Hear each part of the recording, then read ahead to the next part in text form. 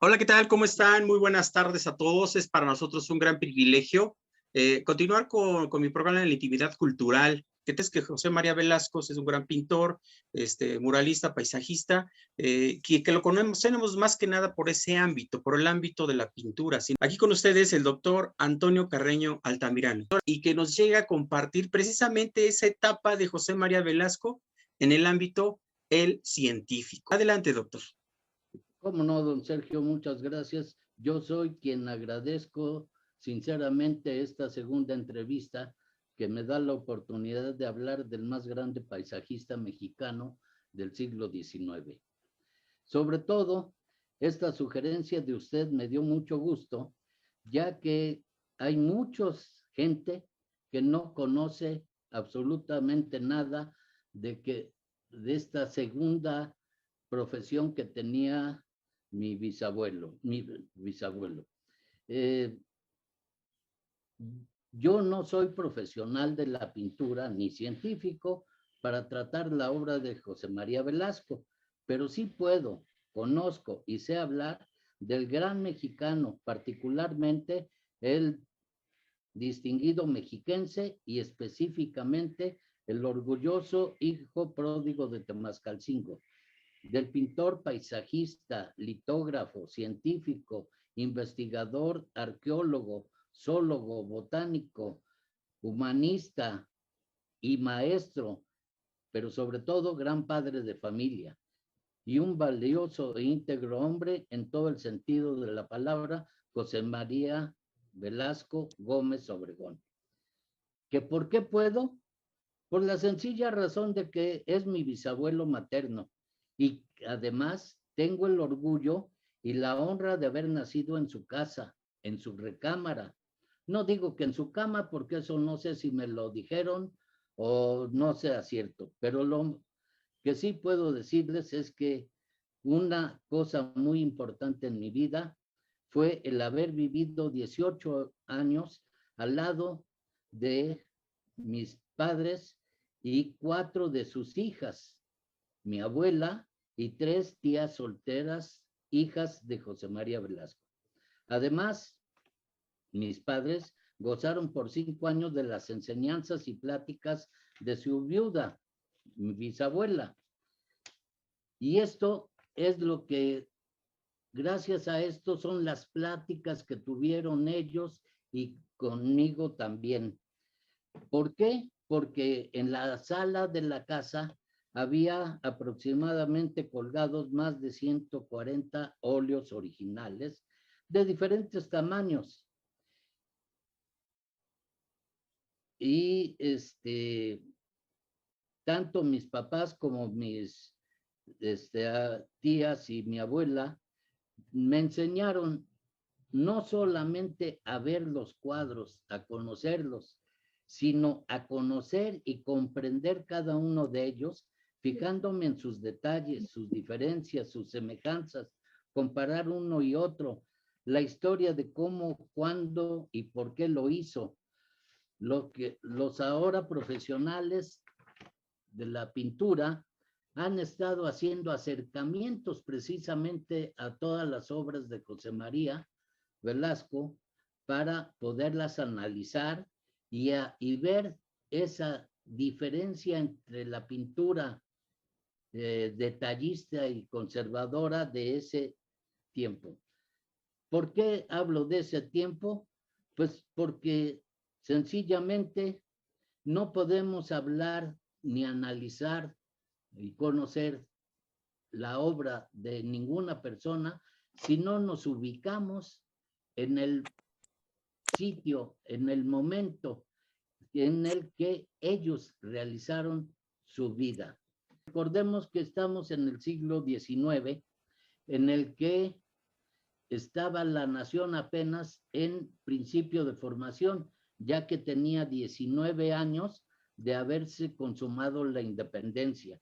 Así es que se estaba formando política, social, económica y tecnológicamente. Que no existía la fotografía, todavía había el daguerretipo, algunas fotografías más o menos y costaba mucho trabajo hacerlas. Esto lo explico porque las nuevas generaciones no pueden concebir que en esos momentos no hubiera todos los adelantos que hay.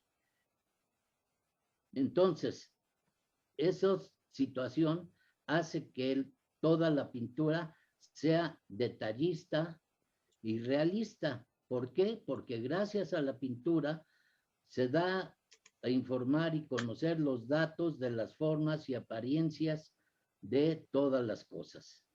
La litografía es la que reproduce esas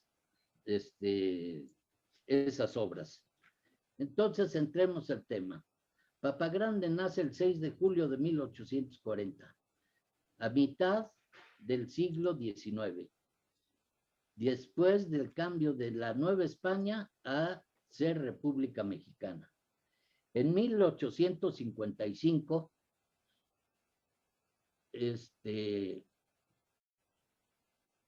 termina José María Velasco sus estudios de primaria y además trabajaba como dependiente en la tienda de su tío Pedro Velasco.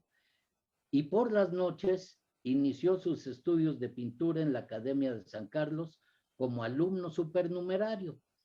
Pero en enero de 1858 deja el trabajo, la tienda de su tío Pedro, para dedicar todo su tiempo a la academia como alumno supernumerario.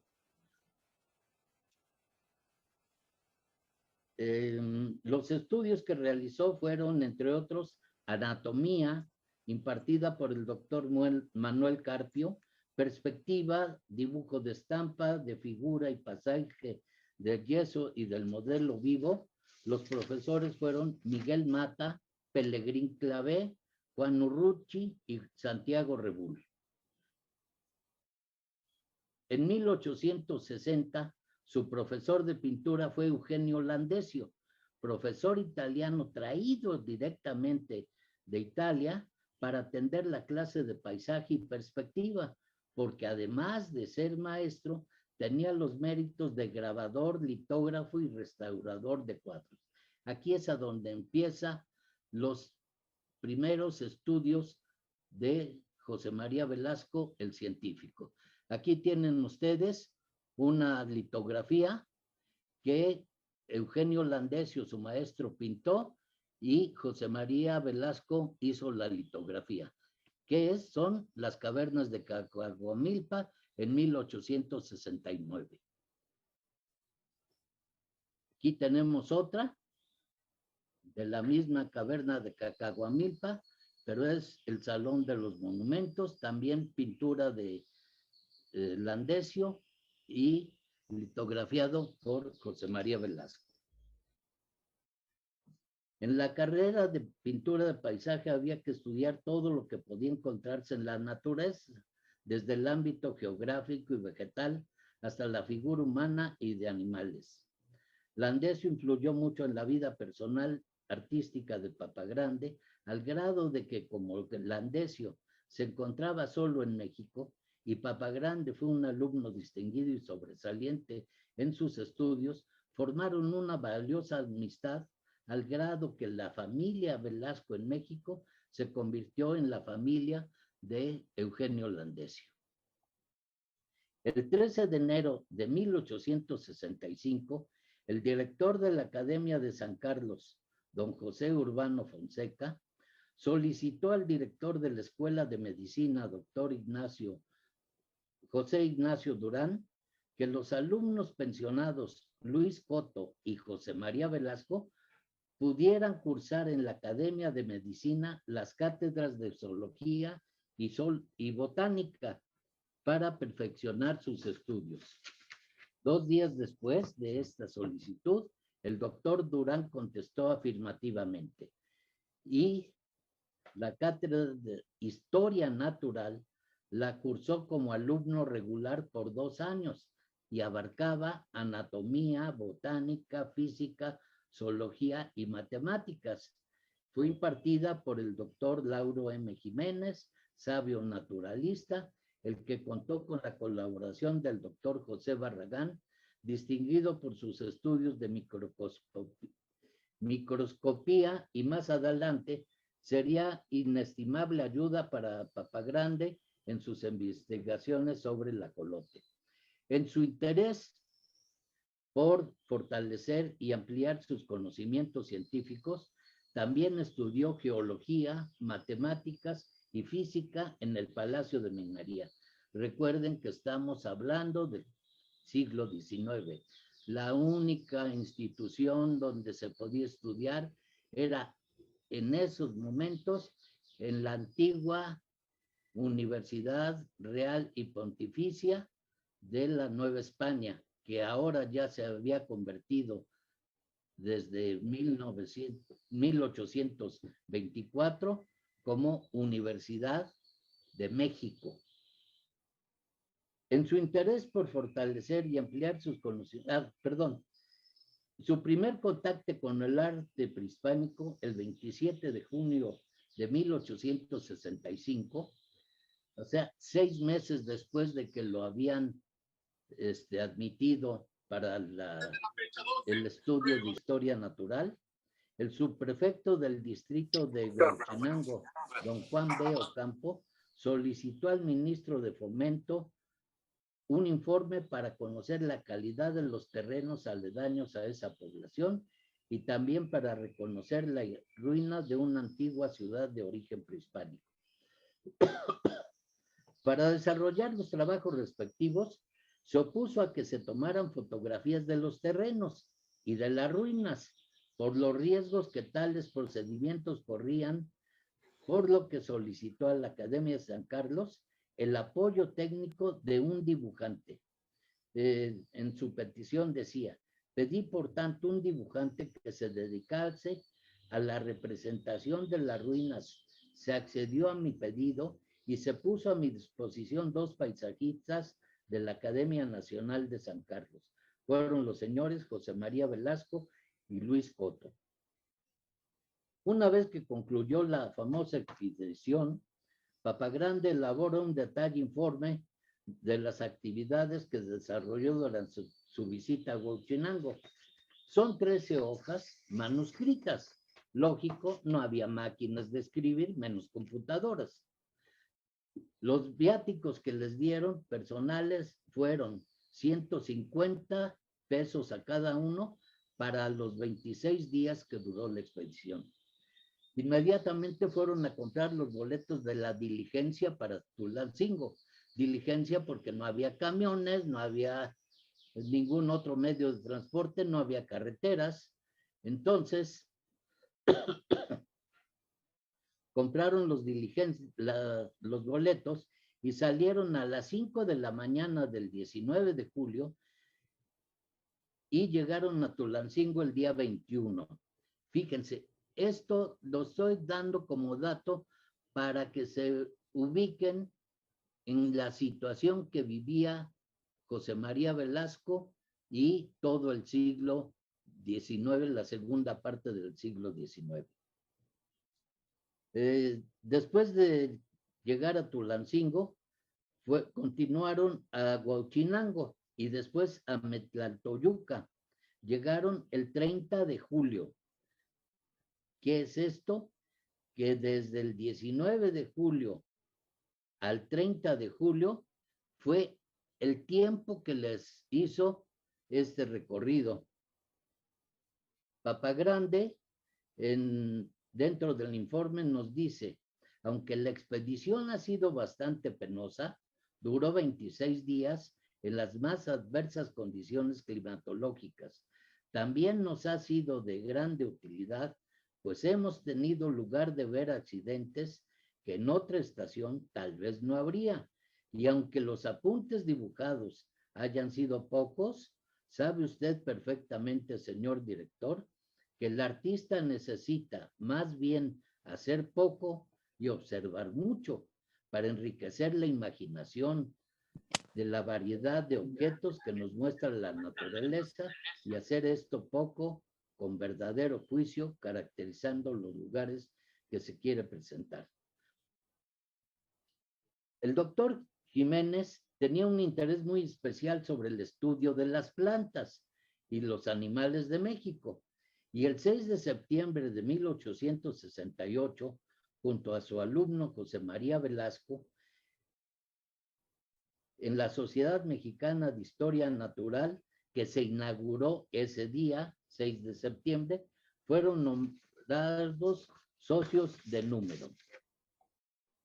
La Sociedad Mexicana de Historia Natural, su propósito era estudiar las ciencias naturales como la mineralogía, la geología, la panteología, la paleontología, la botánica y la zoología, para dar a conocer a México y al mundo las riquezas naturales de México y su adelanto científico. En su fundación estuvo integrada por 181 socios y se dividían en socios numerarios, socios honorarios y socios corresponsales. No les voy a dar la lista de las personas que lo hicieron, nada más les voy a nombrar los 10 científicos fundadores, que fueron José Joaquín Arriaga, Antonio del Castillo, Francisco Cordero y Hoyos, Alfonso Herrera, Gumersindo Mendoza, Antonio Peñafiel, Manuel Río de la Loza, Jesús Sánchez, Manuel Urbina y Manuel Villada. Después de eso se completaban los 25 numerarios que eran, y entre los numerarios estaban Gabino Barreda, Lauro M. Jiménez, Leopoldo Río de la Loza y José María Velasco. Los socios honorarios eran 72. Nada más les voy a dar unos nombres, sobre todo por la Sociedad de Poetas. Fíjense, eran Manuel Acuña, Ignacio Manuel Altamirano, José María Lafragua, Manuel Orozco Iberra, Guillermo Prieto, el general Porfirio Díaz, era gobernador de Oaxaca, doctor José María Vértiz, doctor Ildefonso Velasco, hermano de mi bisabuelo, y el doctor Fernando Altamirano Carvajal, posteriormente su amigo, su médico personal y su consuegro, o sea, mi otro bisabuelo Altamirano. Los dos ingresaron como honorarios y en base a sus valiosas investigaciones, a los 6 meses los pasaron para socios numerarios. Los socios corresponsales eran 80 y las actividades que Papagrande desempeñó en la Sociedad Mexicana de Historia fueron la de científico, funcionario, dibujante, litógrafo y colaborador. Sus ilustraciones destacaron por su calidad artística y rigor científico, así como por la seriedad en sus trabajos y su profundo interés por la buena marcha de la naturaleza. Fue elegido como primer secretario de la sociedad y como vicepresidente y después presidente interino ante la renuncia de su presidente.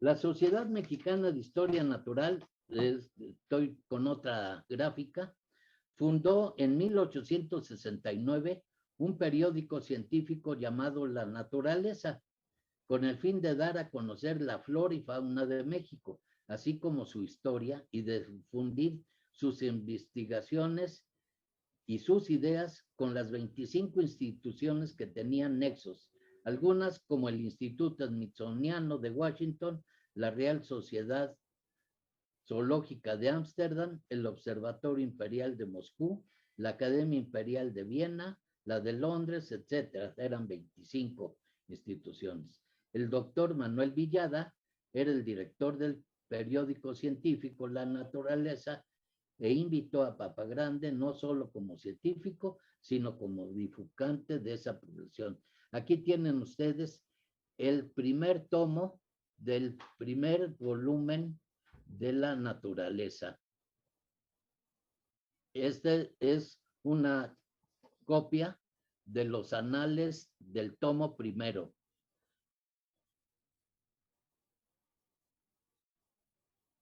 esta es la portada del segundo ejemplar de la naturaleza, entregado en julio de 1869. Este es el tomo sexto de la naturaleza y este es el acta donde Papagrande, aquí abajo pueden ver ustedes que dice el secretario que suscribe José María Velasco. Y aquí tienen otra acta donde se hizo la elección de la presidencia siguiente y fue presidida por su presidente José María Velasco. En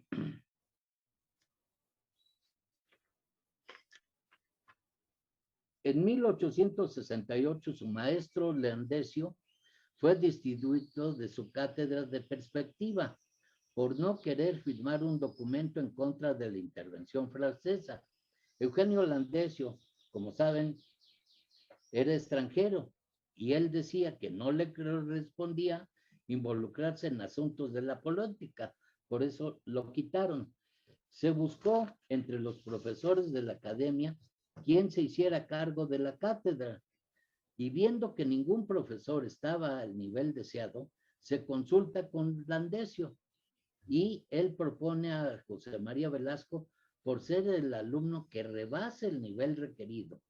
Y el 15 de septiembre de ese año, el presidente Benito Juárez nombra a Papagrande maestro de perspectiva con un sueldo de 600 pesos anuales, 50 mensuales.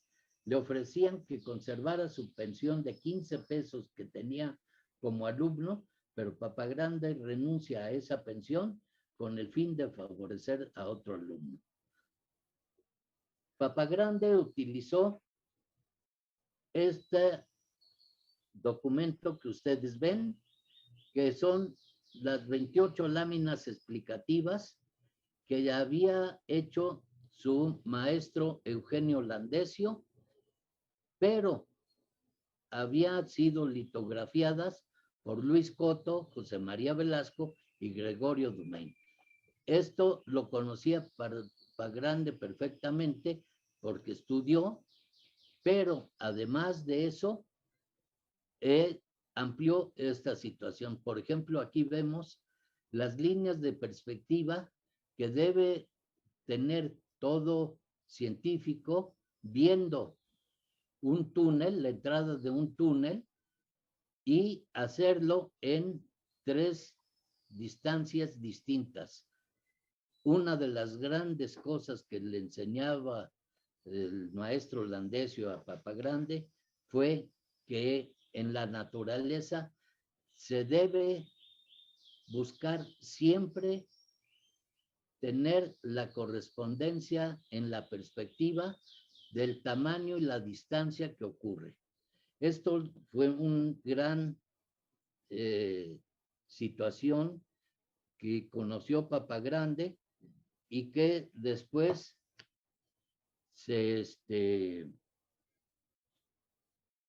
después lo utiliza mucho en su trabajo.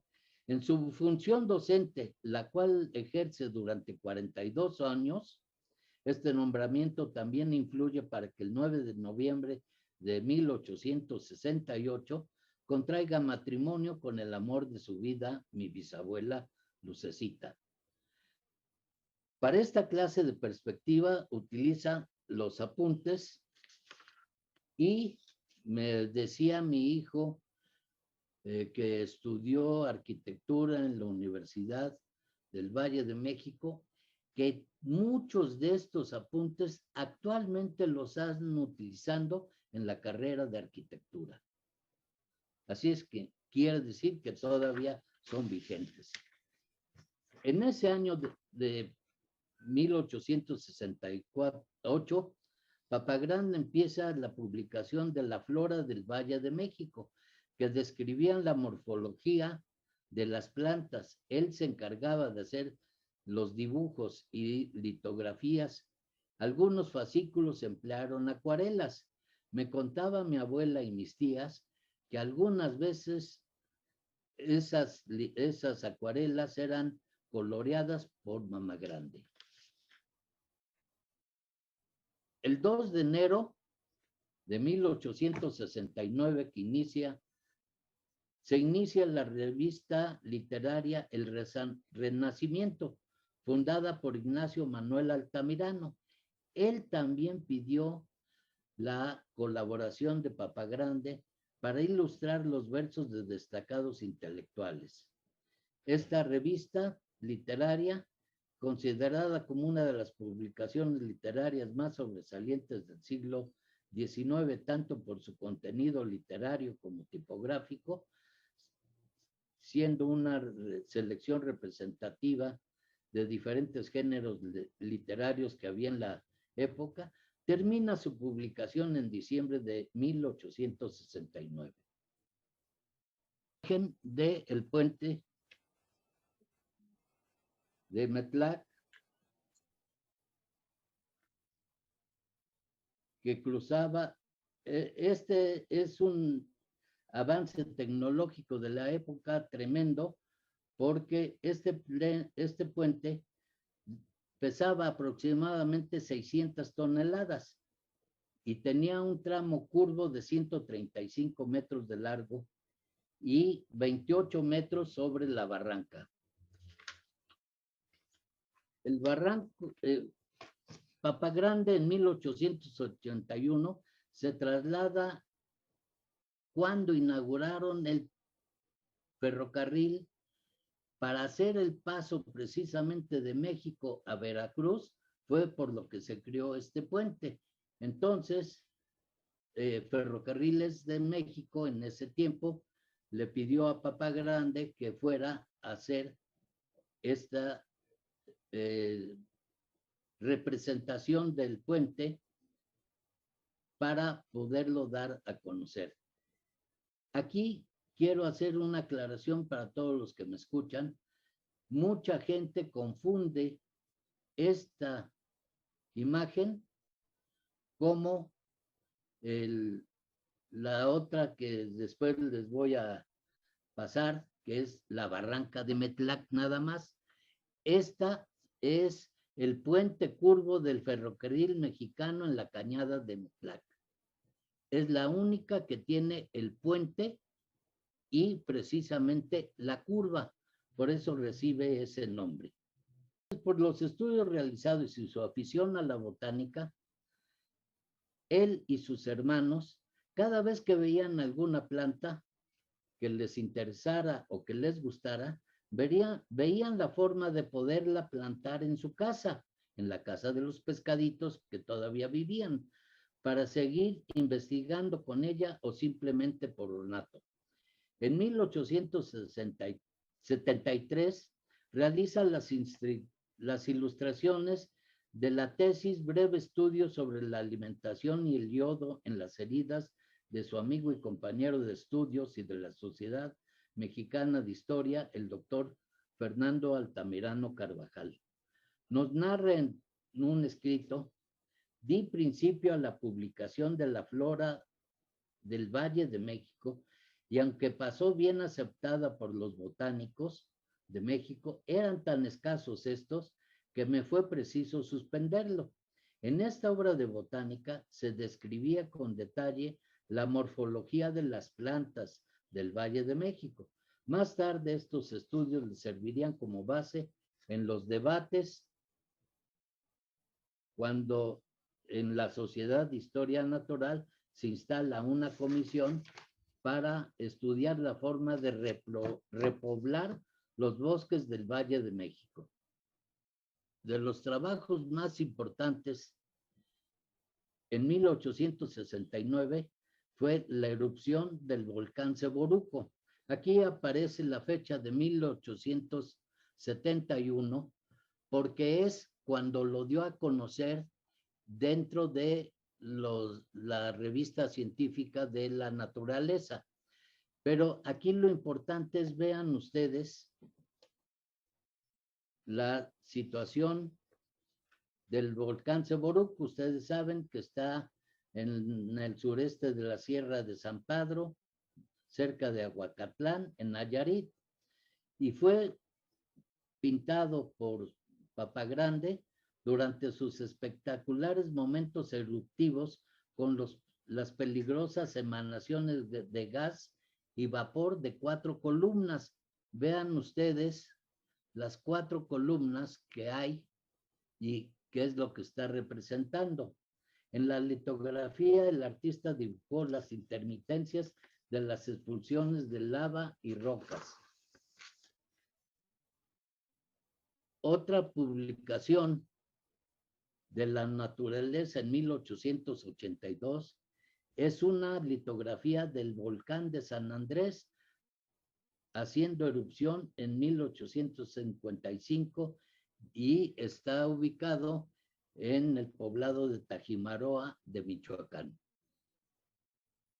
Esto, sobre todo para las nuevas generaciones, Papagrande iba a pie, tenían que ir a caballo, a veces tenía que cruzar ríos y nos platica, porque si ustedes conocieran la forma que Papagrande describía sus excursiones, sus expediciones a los montes y a las montañas y a los valles, todo era a pie.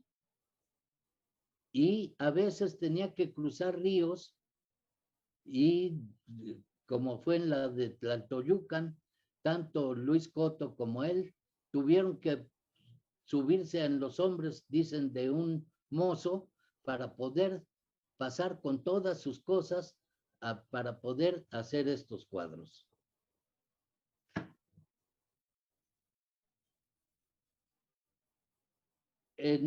Para el artículo Troquidios del Valle de México, publicado por su amigo y socio fundador Manuel Villada, y para el ensayo ornitológico de la familia Troquilidia, o sea, de los colibríes y chupamirtos de México, escrito por su compañero y amigo Rafael Montes de Oca, realizó varias láminas de gran calidad, con gran creatividad artística, encontrando el mejor ángulo y postura y fiel colorido, así como su luminosidad. Aquí vean ustedes que estos chupamirtos o colibrís tienen diferente plumaje, pero también la cuestión de las plantas va siendo diferente. Esta planta es interesante porque es precisamente un estudio que hizo Papagrande con su hermano Ildefonso, también el doctor Ildefonso Velasco, del cual es la calle de México, sobre esta planta que la llamaron Hiponea triflora, pero esta fue porque haciendo el estudio de una falsa jalapa que las utilizaban como purga, se dieron cuenta de que esta planta era más efectiva y con menos consecuencias que tenía la falsa jalapa. Entonces, vean ustedes aquí abajo, está José María Velasco dibujó, así es que este es el dibujo original de Papagrande. Este otro son otros chupamirtos, porque en la investigación de los chupamirtos encontraron que hay unos exclusivamente de algunos estados, pero que la mayoría son de México. Aquí tienen otra gráfica de los chupamirtos y este es ya de la de la flora y fauna de México.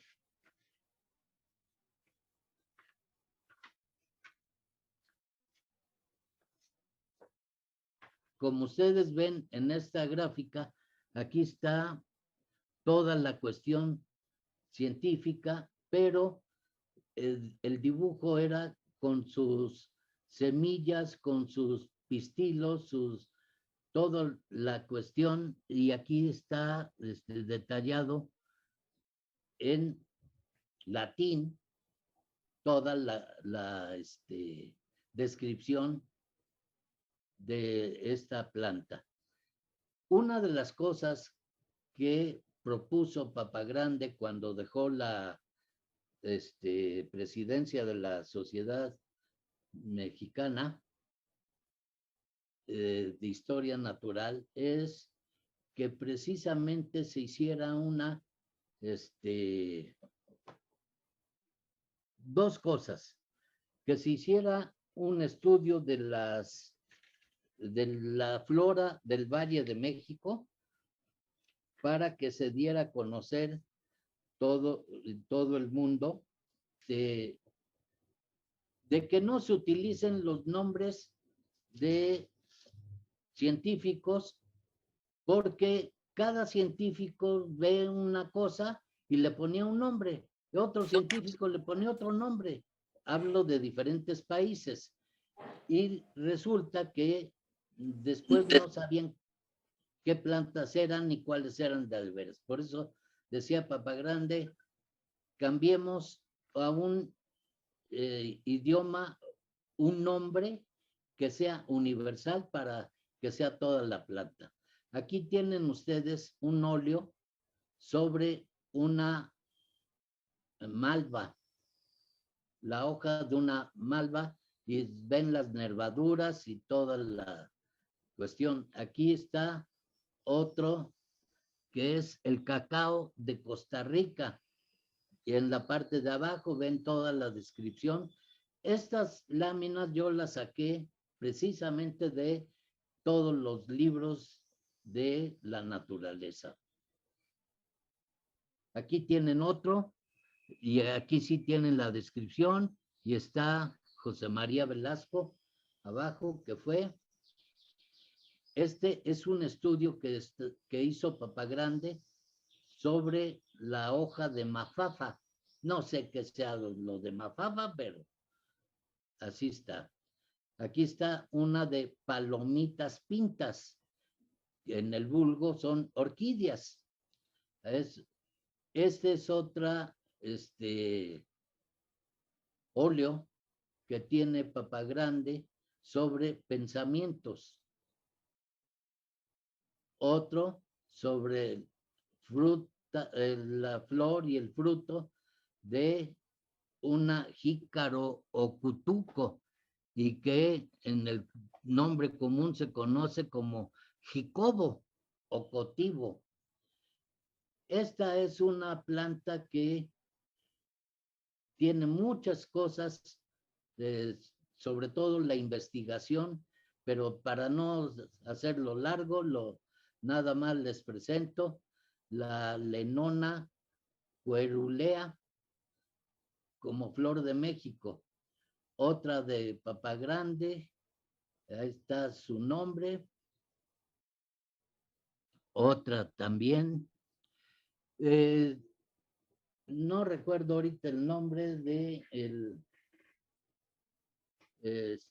investigador que ha visto todas las láminas sobre los varios años de la naturaleza, y decía que había más de 75 láminas sobre la flora y fauna de Papagrande.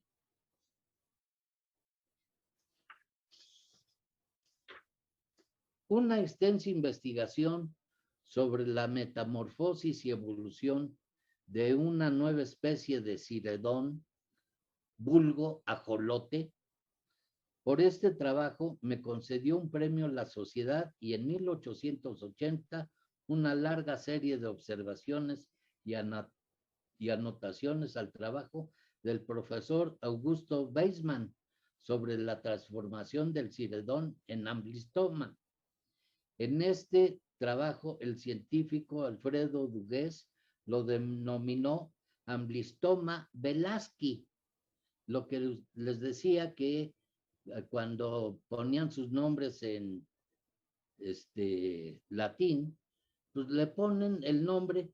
Por ejemplo, ya estaba lo de Dugués, ya estaba el de Weismann, pero cuando Papagrande hace su estudio del ajolote en México,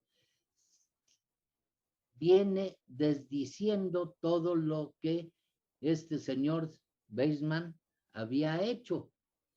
Y entonces resulta que Papagrande presenta esto, que este ajolote sí se transforma en salamandra y que los ajolotes que viven en una medio acuoso que nunca se deseca, no cambia de ajolote a salamandra, cosa que el doctor Weismann sí decía que todos eran los que quedaban siempre como ajolotes. Y Papagrande presenta este estudio sobre el ajolote mexicano y es por lo que se dice que está en contra y no es que esté en contra, sino que pudo demostrar que los ajolotes que había visto el doctor Weismann habían sido ajolotes que se había llevado, se los llevó a Europa, 5 ajolotes y siempre los tuvieron allá. Y es el estudio que hizo el doctor Weismann sobre esos 5 ajolotes. Y en cambio, Papagrande presentó diferentes ajolotes de la Ciudad de México, de Chalco, de diferentes lugares y demostró esa situación de que el ajolote, cuando se deseca, se convierte en salamandra y cuando permanece en un lugar acuoso, siempre será ajolote. La obra realizada por Papagrande de pinturas, dibujos, litografías, aguatintas, acuarelas y sobre sus investigaciones, excursiones y visita a los volcanes, las colaboraciones pictóricas a otros socios, la gran mayoría no se sabe dónde están o quién las tiene, porque una política de la sociedad era entregar los originales a los editores y estos, al no tener firma ni créditos, algunas veces se los adjudicaban a otros autores o le daban los créditos a otros autores o fácilmente se los pirateaban.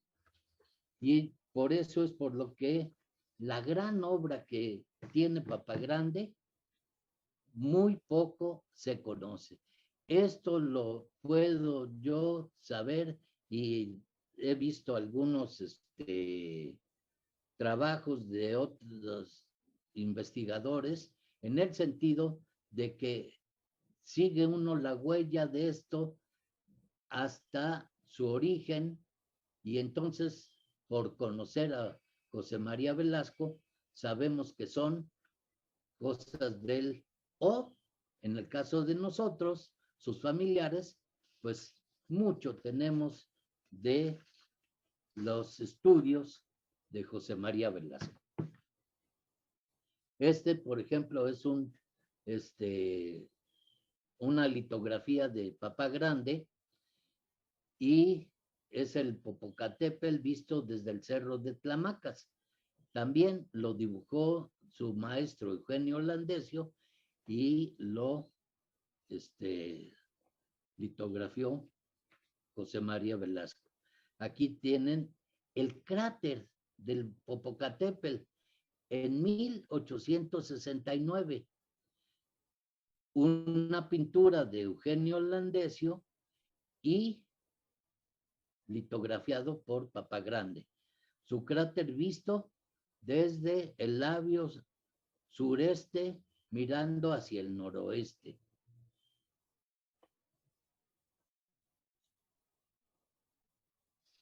Con la llegada de don Porfirio Díaz como presidente, el museo tuvo un impulso económico que permitió varias mejoras.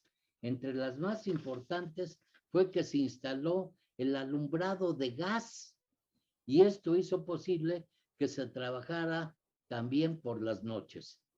Los trabajos que realizó como dibujante eventual desde 1877 sobre el arte prehispánico, la arqueología, los códices, 2 óleos, pirámides del Sol, pirámides del Sol y la Luna, y varias esculturas para el Museo Nacional, fueron la recomendación para que en 1880 fuese nombrado por el presidente Porfirio Díaz dibujante oficial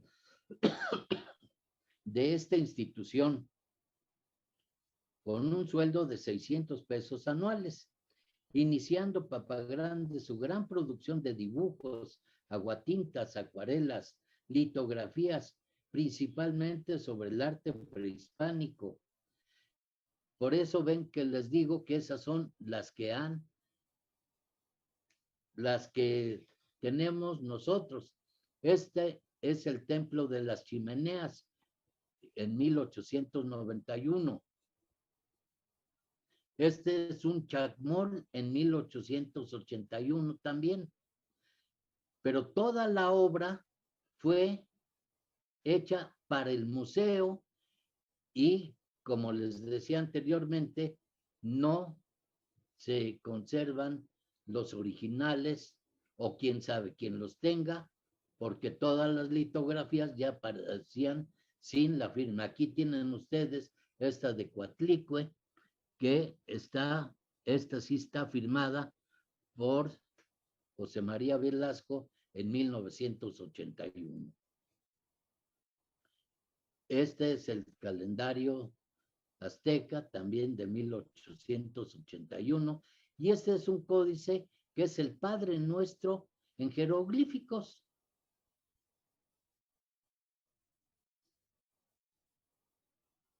Esta es una acuarela de un vaso azteca, también hecha por Papa Grande. Esta es la cabeza de la Coyolxauhqui, también dibujos de Papa Grande. Este es un detalle de la piedra de Tizoc. La piedra de Tizoc es grandísima, pero tiene estos altorrelieves, y este es un detalle de un altorrelieve. Este es el templo de Papantla en Veracruz, dibujado por Papa Grande. Este es un ídolo encontrado en el Templo de las Chimeneas. Claro que lo vemos ahorita y ya podemos decir es un chacmol, pero resulta que en ese tiempo solamente era el ídolo de las chimeneas. Este es un vaso azteca en donde contenía los corazones de las víctimas humanas. Vean ustedes todo el dibujo que hace Papa Grande. Esto, ya me adelanté en una.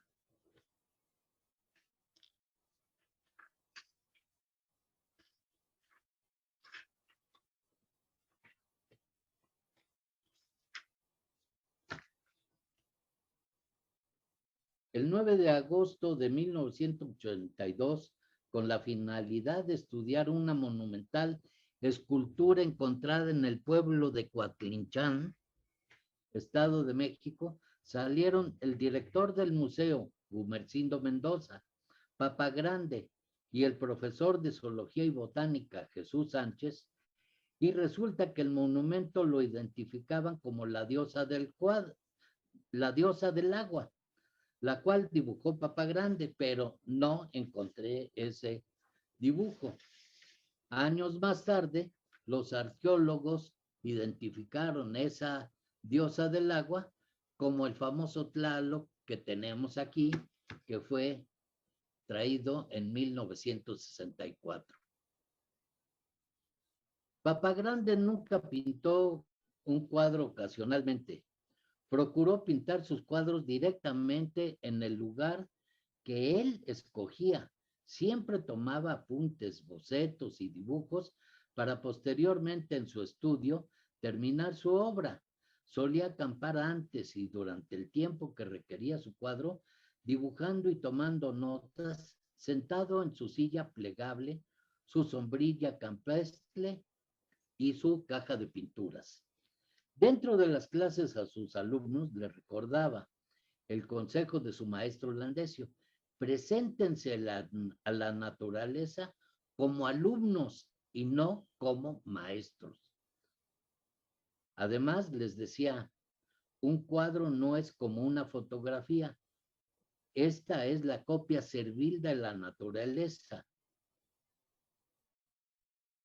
El pintor piensa en su asunto, lo expresa con unas cuantas líneas sobre el papel o hace un boceto en color y enseguida se lanza en buscar los elementos que necesita para realizar su obra.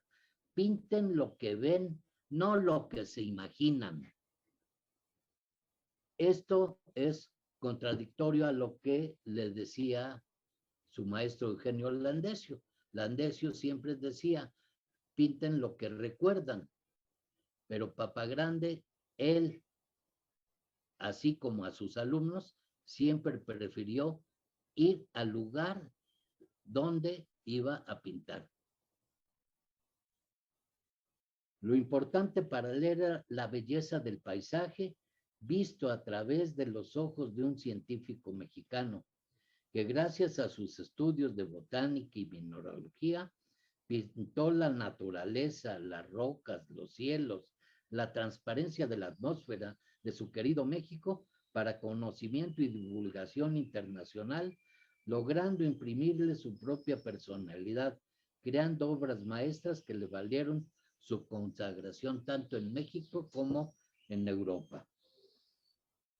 Nos vemos la próxima semana para seguir la segunda parte de esta gran entrevista y gran conferencia que nos ha ofrecido el doctor Carreño. Tendremos mucho más. Gracias a todos. Nos vemos en la siguiente semana. Cuídense y escríbanos.